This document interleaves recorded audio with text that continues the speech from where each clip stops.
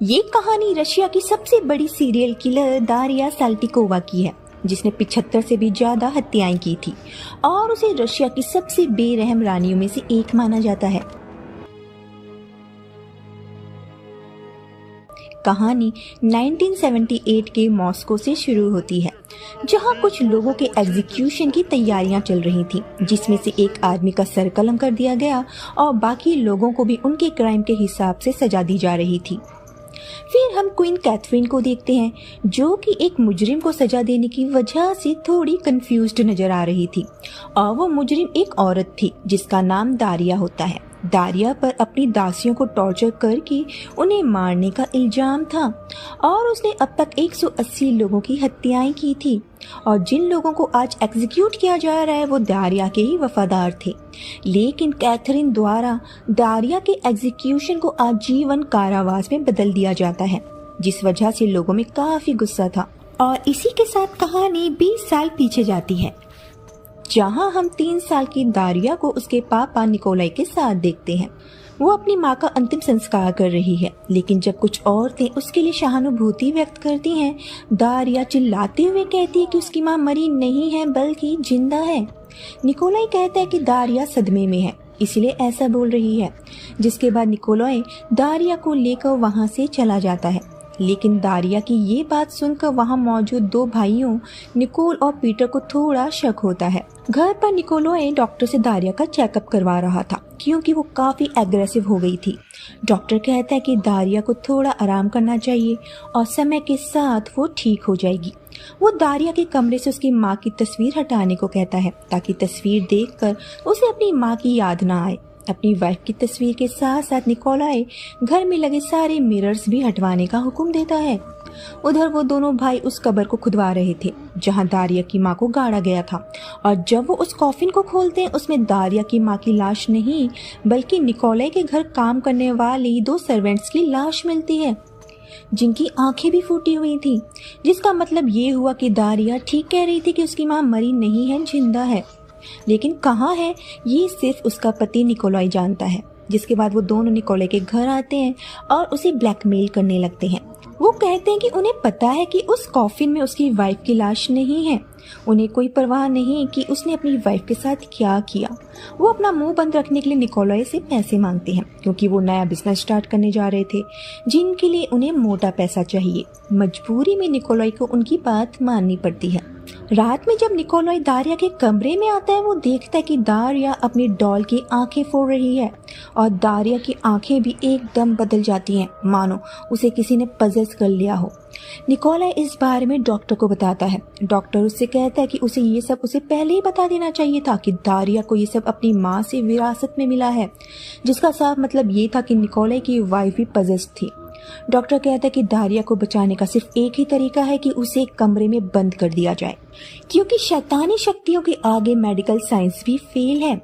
Doctor उसे दारिया को convent भेजने को कहता है, जिसके बाद निकोलाई दारिया को लेकर कॉन्वेंट आ गया और मदर सुपीरियर से कहता है कि वो जो कर सकते हैं दारिया के लिए करें, और फिर वो उसे वहीं छोड़कर वापस चले जाते हैं। जिसके बाद प्रीस्ट एक रिचुअल करता है और हम देख पाते हैं कि दारिया के शरीर पर सच में किसी शैतान का कब्जा था। रिचुअल करने की वजह से दारिया एकदम शांत हो जाती है और हम दारिया को देखते हैं, जो अब नन बन चुकी है। शैतान का साया उसके ऊपर से हट चुका है। अब कहानी कई साल आगे जाती है। दारिया अब बड़ी हो चुकी है। मदर सुपीरियर उसे यूलिया नाम की एक लड़की से मिलवाती है, जिसने कॉन्वेंट ज्वाइन किया है। कॉन्वेंट में एक दरवाजा था, जिसके बारे में दारिया उसे बताती है कि उनमें से किसी को भी इस दरवाजे को खोलने की इजाजत नहीं है। कॉन्वेंट के रूल से यूलिया काफी दुखी थी। उसे लगता था कि वो बोर्डिंग स्कूल में रहकर ज्यादा एंजॉय कर पाती। यूलिया दारिया से मर्दों के बारे में बातें कर रही थी, लेकिन दारिया को उन बातों में बिल्कुल भी इंटरेस्ट नहीं होता। जिसके बाद यूलिया उसे बताती है कि उसने सुना है कि बेसमेंट में एक चुड़ैल को कैद करके रखा गया है, जो नन्स का खून पीती है। ये सुनकर दारिया थोड़ी क्यूरियस हो जाती है और फिर दोनों चेक करने बेसमेंट में जाती है कि वहाँ ऐसा क्या है। बेसमेंट में उन्हें एक बूढ़ी औरत जेल के अंदर कैद मिलती है, जिसे देख दारिया बेहोश हो गई। उधर वही दोनों भाई निकोलाई के पास फिर से आते हैं और कहते हैं कि दारिया अब बड़ी हो गई है और निकोलाई को अब उसकी शादी करवा देनी चाहिए। वो अपने भतीजे गलेब के रिश्ते की बात करते हैं, लेकिन निकोलाई को उनके इस प्रपोजल में बिल्कुल भी इंटरेस्ट नहीं था। वो कहता है कि दारिया कॉन्वेंट में ही रहेगी और यही उसके लिए ठीक है, लेकिन वो दोनों उसे फिर से ब्लैकमेल करने लगते हैं। निकोलाई कहता है कि वो 10 साल से उसकी कमजोरी का फायदा उठा रहे हैं और अब वो उसकी बेटी के पीछे पड़ गए। निकोलाई ना चाहते हुए भी उन दोनों भाइयों की बात मान लेता है। वो कॉन्वेंट आ जाता है दारिया को वापस लाने।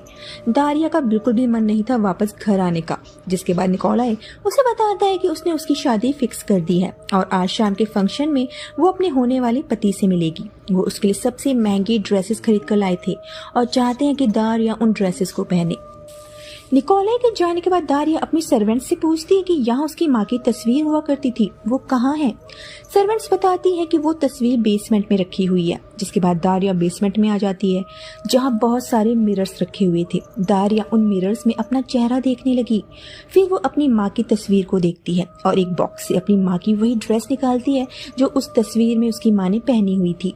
दारिया नीचे आती है और निकोलाई जब उसे उसकी माँ की ड्रेस में देखता है पूछता है कि उसने उसकी लाई हुई ड्रेस क्यों नहीं पहनी।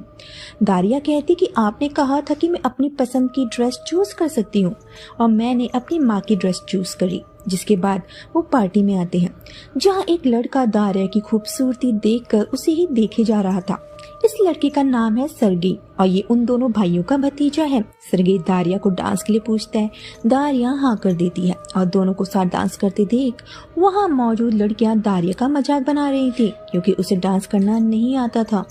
सर्गेई के साथ दारिया काफी खुश नजर आ रही थी। हम यहाँ दोनों के बीच एक अट्रैक्शन महसूस कर पा रहे थे। जिसके बाद हम ग्लेब को देखते हैं जो दारिया का होने वाला पति है। दारिया को देखते ही ग्लेब का मुंह खुला का खुला रह जाता है। उसे लगता था कि कॉन्वेंट में रहने वाली लड़की बदसूरत होगी, लेकिन उसकी खूबसूरती ने ग्लेब के तोते उड़ा दिए थे। सर्गेई को जब पता चलता कि ग्लेब का रिश्ता दारिया से पक्का हुआ है वो शॉक्ड हो जाता है। ग्लेब दारिया को अपने साथ डांस के लिए ले जाता है। सर्गेई अपने अंकल से पूछता है कि उसे ग्लेब के लिए इतनी सुंदर लड़की कहाँ से मिली, क्योंकि ऐसी लड़की तो वो भी डिजर्व करता है। यहाँ हमें पता चला कि सर्गेई ऑलरेडी मैरिड है और उसने एक नॉन कैथोलिक लड़की से शादी की थी। सर्गेई कहता है कि वो शादी जवानी के जोश में की गई एक गलती थी, जिसका मतलब है कि वो अपनी शादी को एक गलती मानता था। अगले सीन में दारिया वापस से कॉन्वेंट आती है और उसी काल कोठरी में चोरी छिपे घुस जाती है। उसे पता चलता है कि कॉन्वेंट की जेल में बंद औरत असल में उसकी माँ है, जिसका मतलब ये हुआ कि दारिया सच कह रही थी कि उसकी माँ मरी नहीं है, जिंदा है। दारिया मदर सुपीरियर से मिलती है और उसे बताती है कि वो जान चुकी है कि उसकी माँ इसी कॉन्वेंट में कैद है। मदर सुपीरियर बताती है कि उसकी माँ को कैद करना उनकी मजबूरी थी। उसकी माँ भगवान को नहीं मानती, उसकी हालत काफी खराब हो चुकी है। मदर सुपीरियर बताती है कि उसकी माँ एक खूनी है। असल में जिन 2 सर्वेंट्स को दारिया की माँ बताकर कब्र में गाड़ा गया था, उनका खून दारिया की माँ ने ही किया होता है, जिस वजह से निकोलाई ने उसे कॉन्वेंट भेज दिया था। ये सब सुनकर दारिया काफी एग्रेसिव हो जाती है। मदर सुपीरियर दारिया को बाहर की दुनिया में जाने से मना करती है। वो कहती है कि उसे यही कॉन्वेंट में रहना चाहिए, उसके फियांसे को उससे खतरा है। ये सुनने के बाद दारिया कहती है कि जब वो कॉन्वेंट में रहना चाहती थी तब मदर सुपीरियर ने ही उसे उसके पापा के साथ यहाँ से भेज दिया था और अब वो वापस नहीं आने वाली। जिसके बाद हम देखते कि दारिया और ग्लेब की शादी हो गई है। शादी के बाद जब वो चर्च से बाहर आते हैं, ग्लेब का गूंगा कोच ड्राइवर दारिया को देखकर मुस्कुरा रहा था और ये बात ग्लेब को पसंद नहीं आती और वो उसे बुरी तरह पीटने लगता है। फिर हम देखते कि दारिया की माँ जेल से छूट गई है और उसने अपने साथ साथ मदर सुपीरियर को भी मार डाला था। उधर ग्लेब के घर पर उनकी फर्स्ट नाइट की तैयारियां चल रही थी।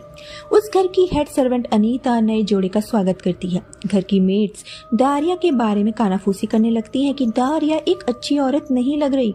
जिसके बाद उनमें से एक मेड जिसका नाम शिखा है, उसका बॉयफ्रेंड आंद्रे ने गांव से उसके लिए कॉम भेजी थी। वो उस आदमी से कहती कि आंद्रे से कहना कि वो उसके लिए खुद को बचा कर रखेगी। उधर ग्लेब दारिया को एक नेकलेस गिफ्ट करता है और दारिया के साथ अपनी फर्स्ट नाइट मनाने के सपने देख रहा है, लेकिन दारिया उसे मना कर देती है और कहती है कि उसका ये सपना कभी पूरा नहीं होने वाला और दूसरे कमरे में चली जाती है। रिजेक्शन के चलते ग्लेब अपनी ही मेड शिखा के साथ जबरदस्ती करने लगता है। उधर दारिया उस कोच ड्राइवर को अपने कमरे में बुलाती है और कहती है कि उसका मास्टर ग्लेब उसके साथ बहुत बुरा करता है, इसलिए आज से तुम मेरे लिए काम करोगे। जिसके बाद दारिया उस कोच ड्राइवर को अपने साथ ले जाती है वो सरगेई के घर आ गई थी जो गलेब का कजिन था और फिर वो उसके साथ इंटीमेट होती है। दारिया पूछती कि उसके पापा ने गलेब के बजाय मेरी शादी तुमसे क्यों नहीं करवाई। सरगेई कहता है कि वो गलेब को कम आंकने की गलती ना करे। उधर अनीता को पता चलता है कि दारिया अपने कमरे में नहीं है और जब दारिया वापस आई अनीता अपना मुंह बंद रखने की कीमत मांगती है और दारिया ने उसे अपनी कीमती इयररिंग्स दे दी। लास्ट में दारिया को पता चलता है कि उसके पापा को स्ट्रोक पड़ा है और वो काफी सीरियस है। दारिया के पिता पैरालाइज हो गए हैं। उन्होंने अपने कमरे में ही चाय मंगवाई और चाय पीने के बाद उनका एक पैर पैरालाइज हो गया। अपने पिता से मिलने से पहले दारिया को उनके वकील से पता चला कि उन्होंने अपनी सारी जमीन जायदाद चर्च के नाम कर दी है। दारिया उस वकील को लालच देकर खरीद लेती है और असली वसीयत चलाकर एक नई फेक वसीयत बनवाती है जिसमें सारी प्रॉपर्टी उसके नाम थी। मरने से पहले उसके पिता अपने दामाद गलेब को अपने पास बुलाते हैं और बता देते हैं कि दारिया एक पागल औरत है और उसे कभी औलाद के रूप में एक लड़की नहीं होनी चाहिए। अगर उसे लड़की हुई तो सब खत्म हो जाएगा और उसे दारिया को जल्द से जल्द कॉन्वेंट वापस भेज देना चाहिए। तभी वहाँ दारिया आ जाती है और सबको बाहर भेज देती है। उसके पिता कहते हैं कि दारिया को वापस कॉन्वेंट भेज दिया जाएगा क्योंकि वो भी अपनी माँ की तरह ही पागल है, लेकिन दारिया कहती है कि वो कहीं नहीं जाने वाली। दारिया की बातों से डर कर उसके पिता की सांसें रुक गई। गलेब को पता चला कि उसके ससुर की सारी जायदाद दारिया के नाम है। दारिया की असलियत वो जान चुका था, इसलिए वो उसे ब्लैकमेल करता है कि या तो वो सारी प्रॉपर्टी उसके नाम कर दे या फिर कॉन्वेंट वापस जाने की तैयारी कर ले। मजबूर होकर दारिया अपनी सारी प्रॉपर्टी गलेब के नाम कर देती है। फिर वो अपने प्रेमी सरगेई के पास चली जाती है जो उस वक्त जुए में सब कुछ हार रहा था। लुटा पुटा वो वापस घर आता है। उसने काफी ड्रिंक कर ली थी। दारिया उसे संभालती है और ये जानने के बाद कि वो अपना घर तक जुए में हार चुका है और बदनामी से बचने के लिए सुसाइड करने का सोच रहा है, वो उसकी मदद करने का सोचती है और अपनी कीमती ज्वेलरी उसे दे देती है जिसे बेचकर सरगेई अपना कर्जा उतारता है। बाद में सभी लोग दारिया के पिता की फुनरल में शामिल होते हैं। बाद में हम दारिया को सरगेई के साथ देखते हैं जहाँ सरगेई कहता है कि उसे यकीन नहीं होता कि एक अमीर लड़की उससे प्यार करती है। दारिया बताती है कि वो अमीर नहीं है, उसके पति गलेब ने उसकी सारी प्रॉपर्टी हड़प ली। तभी वहाँ सरगेई के अंकल आ जाते हैं जो सरगेई को उनके साथ चलने को कहते हैं। सरगेई दारिया को बाय बाय करके उनके साथ चला जाता है। सरगेई को उसके अंकल ने एक घोड़ा गिफ्ट किया, जिसके बाद सरगेई रशिया के लुफाटो शहर चला जाता है और क्वीन कैथरीना का गार्ड बन जाता है। यहाँ दारिया को उसकी कोई खबर नहीं मिलती। सरगेई और कैथरीना भी एक दूसरे के साथ काफी मजे कर रहे थे। गलेब को जब पता चला कि दारिया की सारी ज्वेलरी मिसिंग है जो असल में खुद दारिया ने सरगेई और अपनी मेड अवदोतिया को दे दी थी, वो इस बारे में दारिया से पूछता है। मेड अवदोतिया एक दूसरी मेड पर ज्वेलरी चोरी करने का इल्जाम लगाती है जिसे बाद में कोड़े मारे जाते हैं। बाद में गलेब अपनी मेड अक्षिनिया के साथ जबरदस्ती इंटीमेट होता है। उधर दारिया सरगेई से प्रेग्नेंट हो जाती है। उसकी मेड अवदोतिया उसे अबॉर्शन करवाने को कहती है क्योंकि वो जानती है कि ये बच्चा सरगेई का है, ना कि गलेब का। अबॉर्शन के लिए वो किसी औरत के पास चलने के लिए कहती है, लेकिन दारिया ने मना कर दिया। वो सरगेई को लेटर लिखती है कि वो प्रेग्नेंट है और ये बच्चा रखना चाहती है। सरगेई को जब इस बारे में पता चला वो परेशान हो जाता है क्योंकि उनके नाजायज संबंध की वजह से कैथरीना के साथ उसकी बढ़ती नजदीकियों में परेशानी आ सकती थी। वो दारिया को लेटर लिखता है कि वो इस बच्चे को गिरा दे, लेकिन दारिया अपने प्यार की निशानी नहीं मार सकती। उस रात वो अपने पति गलेब के कमरे में गई उसके साथ इंटीमेट होने, ताकि गलेब को ये लगे कि उसके पेट में पल रहा बच्चा उन्हीं का है। लेकिन गलेब उसके साथ इंटीमेट होने से मना कर देता है क्योंकि वो जानता है कि दारिया पागल है और दारिया को अपने कमरे से निकाल देता है। अब दारिया अपनी मेड अवदोतिया के कानों में कुछ कहती है। उसकी मेड बताती है कि वो उस औरत से कभी नहीं मिली, लेकिन उसने सुना है कि वो कोई पैसे नहीं लेती बल्कि उसे दारिया के गले में पड़ा क्रॉस चाहिए। ये सुन दारिया उस क्रॉस को उतार कर अपनी मेड को दे देती है, वही क्रॉस जो कॉन्वेंट में रिचुअल करते वक्त फादर ने उसे पहनाया था। जिसके बाद अवदोतिया उस औरत के पास जाती है जो असल में एक विच थी और शहर से बाहर एक कुटिया में रहती है। उस क्रॉस के बदले मेड को एक बोतल में दवा देती है। अवदोतिया वापस आई और दारिया को वो बोतल दे दी और जब अक्षिनिया चाय लेकर गलेब के रूम में जा रही थी, दारिया उसे रोकती है और चाय में उस दवा को मिला देती है। गलेब उस चाय को पी लेता है जिसके बाद उसे नशा होने लगा। असल में नशे की दवा दारिया ने गलेब को इसलिए दी ताकि वो नशे की हालत में उसके साथ इंटीमेट हो सके और सरगे के बच्चे को गलेब का नाम मिल जाए, क्योंकि गलेब और उसके बीच मियाँ बीवी जैसे कोई भी रिश्ते नहीं थे। इंटीमेट होने के बाद दारिया ने अपनी हथेली काट कर थोड़ा सा ब्लड चादर पर लगा दिया ताकि ऐसा लगे कि वो पहली बार उसी के साथ इंटीमेट हुई है। उधर सरगेई और कैटरीना की नजदीकियां भी बढ़ रही थी। एक पार्टी के दौरान दारिया अपनी कॉन्वेंट की फ्रेंड जूलिया से मिलती है और उससे दारिया को पता चला कि सरगेई और कैटरीना काफी क्लोज हैं और कैटरीना सरगेई को अपने कोर्ट में शामिल करने वाली है। ये सुन दारिया की तबीयत बिगड़ने लगती है। दारिया गलेब को बताती है कि वो प्रेग्नेंट है। कैटरीना भी सरगेई के प्यार में पागल हो चुकी थी। उधर दारिया और कैटरीना एक साथ एक बेटे को जन्म देती है जो असल में सरगेई के ही बेटे थे। बच्चा होने के बाद गलेब चाहता है कि उसकी और दारिया के संबंध अच्छे हो जाएं, लेकिन दारिया कहती है कि जैसे चला आ रहा है वैसे ही चलने दो। उसे तो बस अपने और सरगेई के बेटे को गलेब का नाम देना था, बाकी गलेब उसके किसी काम का नहीं। कहानी 6 साल आगे जाती है। दारिया का बेटा अब बड़ा हो चुका है, जिसका नाम उसने सरगेई यानी अपने प्रेमी के नाम पर रखा था। गलेब अपने बेटे के लिए एक बर्ड यानी कि पक्षी लेकर आया। वो सरगेई को अपना बेटा समझकर बहुत प्यार करता था। गलेब जहाँ अपने बेटे को अच्छे से पाल रहा था, वहीं दारिया उसे गन चलाना सिखा रही थी। ये बात गलेब को पसंद नहीं आती, जिसके बाद हम एक पेंटर को दारिया, गलेब और सरगेई की एक फैमिली फोटो बनाते हुए देखते हैं। दारिया को जब पता चला कि उस पेंटर ने कैटरीना की भी पेंटिंग बनाई थी, वो उसकी भी एक सेपरेट पेंटिंग बनाने को कहती है और जब वो दारिया की पेंटिंग बना रहा था, दारिया उससे कैटरीना के बारे में पूछने लगी। पेंटर कैटरीना की खूबसूरती की काफी तारीफ करता है, खासकर उसके बालों की। पीछे अक्षिनिया खड़ी सब सुन रही थी। दारिया उसे अपने पास बुलाती है और उसे उसका स्कार्फ खोलने को कहती है और फिर पेंटर से पूछती है कि क्या कैटरीना के बाल अक्षिनिया की तरह हैं। पेंटर अक्षिनिया के बालों की काफी तारीफ करने लगा। दारिया को ये पसंद नहीं आता और वो अक्षिनिया के बालों को कैंची से काट देती है और इसके सिर को दीवार पर पटक पटक कर उसे घायल कर देती है। पेंटर ये सब देखकर घबरा गया। उधर सरगेई देखता है कि उसकी बर्ड मरी पड़ी है, जिसे असल में दारिया ने ही मारा था। गलेब जब वापस घर आया, सरगेई रो रहा था। वो बताता है कि उसकी बर्ड मर गई।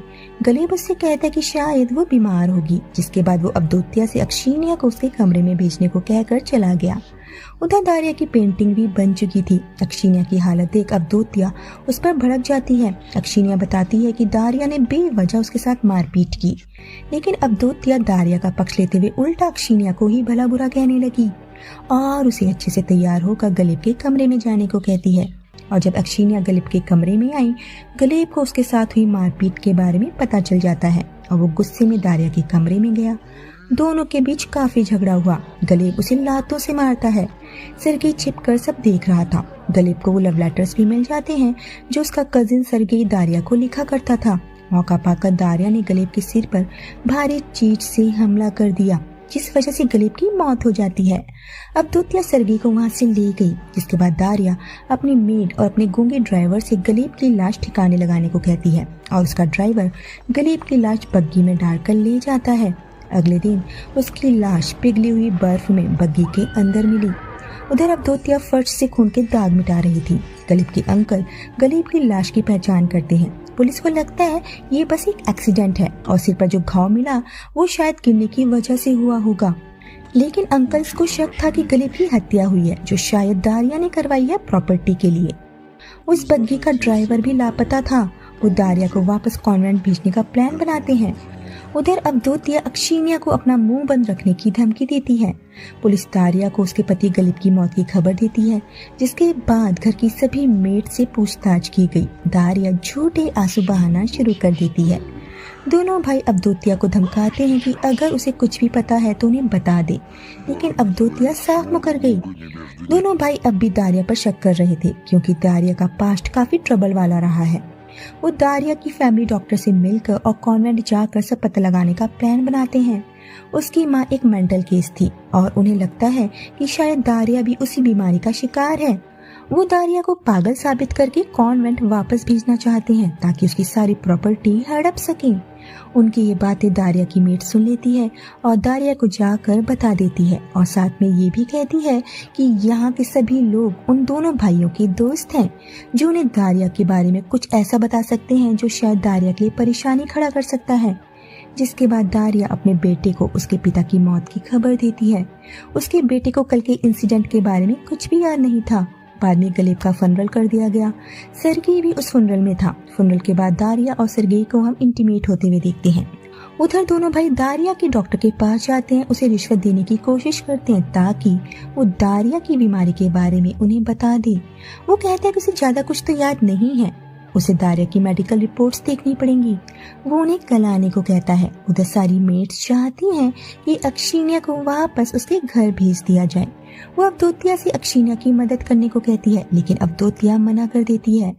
जिसके बाद हम डॉक्टर को दारिया के पास देखते हैं, जो बताता है कि कल रात 2 लोग उसके पास आए थे और उसकी बीमारी के बारे में पूछ रहे थे। उन्होंने उसे रिश्वत देने की भी कोशिश की। वो दारिया से रिश्वत के 4 गुने पैसे मांगता है, जिसके बदले वो दारिया की मेडिकल रिपोर्ट उसके हाथों सौंप देगा। जिसके बाद हम सर्गेई को उसके अंकल्स के साथ देखते हैं। वो चाहते हैं कि सर्गेई दारिया के साथ अपना सीक्रेट अफेयर जारी रखे, क्योंकि वो ही एक जरिया था दारिया की प्रॉपर्टी हड़पने का, क्योंकि सर्गेई उसकी कमजोरी है। सर्गेई पहले तो मना कर देता है, लेकिन फिर उसके अंकल उसे याद दिलाते हैं कि उस पर उनके कितने एहसान हैं।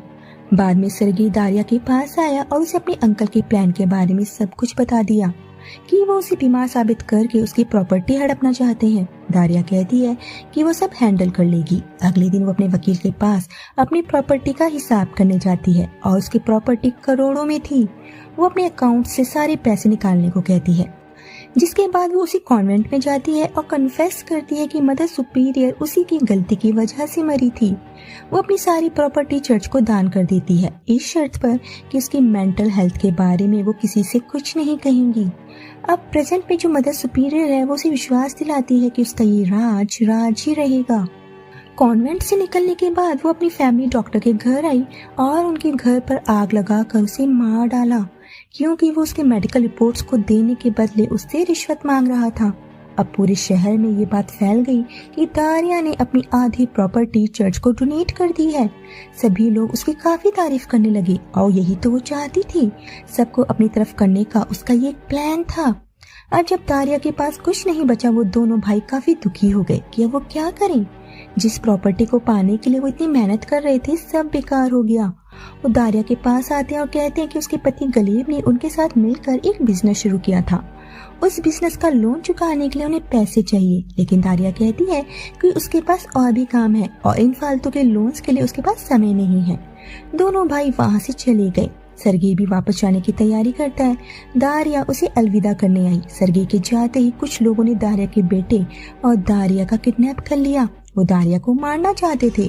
सर्गेई उन लोगों को देख लेता है और उनका पीछा करता है। दारिया ने बग्गी के शीशे से उस आदमी की आंख फोड़ दी, लेकिन वो लोग उसका बेटा लेकर चले जाते हैं। दारिया सर्गेई से कहती है कि उसके अंकल ने ये किडनैपिंग करवाई है उसकी प्रॉपर्टी के लिए। वो सर्गेई से उनका बेटा वापस लाने को कहती है और इसी के साथ ये एपिसोड यहीं पर खत्म हो जाता है। तो दोस्तों, आगे की कहानी जारी रखने के लिए इस वीडियो में कम से कम आपको 1 लाख व्यूज कंप्लीट करने पड़ेंगे।